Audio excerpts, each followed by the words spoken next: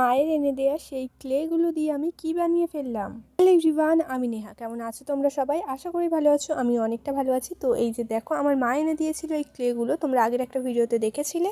এই ক্লেটা দিয়ে আমি জুয়েলারি বানাবো বলে ঠিক করেছি। তো কেমন হবে জানি না, কিছু না দেখেই বানাচ্ছি, মানে ফোনেও দেখিনি, মানে এমনি দেখেছি আগে, কিন্তু এটা বানানোর সময় দেখিনি। তো এই যে দেখো, ওর মধ্যে এরকম দুটো ক্লে থাকে, দুটো মিক্সড করেই বানাতে হয়। প্রথমে আমি দুটোকে খুব ভালোভাবে খুলে নিলাম আর এর মধ্যে থেকে বার করে নিচ্ছিলাম। তোমরা আবার আগের কয়েকটা ভিডিওতে কমেন্ট করেছো অপূর্ব রাখি প্যাকলা জুয়েল, তোমাদের সবাইকে জানাই অনেক অনেক ধন্যবাদ আমার ভিডিওগুলো দেখার জন্য এবং সুন্দর সুন্দর কমেন্ট করার জন্য।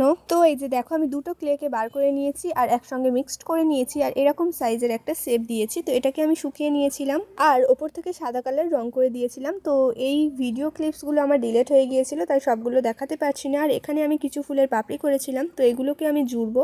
যেহেতু আমি কিছু দেখে বানাইনি, তাই আমার একটু ভুল হয়ে গিয়েছিল। ওটা কাঁচা বেলায় জুড়ে নিলে ভালো হতো, বা পাপড়িগুলো না করে একসঙ্গে ফুলটা করলে ভালো হতো, তাই জন্য ফুলটা আমি জুড়তে পারিনি। তো অন্য আঠা দিয়ে চেষ্টা করব। স্ট্রবেরির মতো যে শেপটা দিয়েছিলাম সেটা দিয়ে আমি গলার একটা হার বানাবো বলে ঠিক করেছি। আর এদিকে আমি উল নিয়ে নিয়েছিলাম তিনটে। তো এই উল তিনটে দিয়ে সরু সরু উলগুলোকে আমি একটু বেনুনি করে নিয়েছিলাম আর দুদিকে দুটো গিট দিয়ে নিয়েছিলাম। যে ফুলের পাপড়িটা করেছিলাম সেটা আঠা দিয়ে জুড়তে দিয়েছিলাম, কিন্তু ভালোভাবে শুকায়নি বলে আমি এদিকে স্ট্রবেরি আর রামধনু শেপে যেটা বানিয়েছিলাম ক্লে দিয়ে, সেগুলোকেই রং করে নিয়েছি। দেখো কেমন লাগছে অবশ্যই কমেন্ট করে জানিও। আর এই যে দেখো, যে উলটা আমি বানিয়েছিলাম সেই উলটার মাঝখানে স্ট্রবেরিটা আমি আঠা দিয়ে লাগিয়ে দিয়েছিলাম। তো লাগিয়ে দেওয়ার পরে বেশ কিছুক্ষণ শুকানোর জন্য রেখে দিয়েছিলাম। আর দেখো, আমার গলার হারটা কিন্তু কমপ্লিট হয়ে গিয়েছে। অন্য কোনো একটা ভিডিওতে তোমাদের পরে দেখাবো অবশ্যই। আর এদিকে আমি রামধনুর মতো যেটা করেছিলাম ওটা দিয়ে কি বানাবো তো বুঝতেই পারছিলাম না। আমি ঠিক করেছি ওটা দিয়ে একটা কানের দুল বানাবো, আর সেম ওরকম আরও একটা বানিয়ে নেব, তাহলে হয়ে যাবে।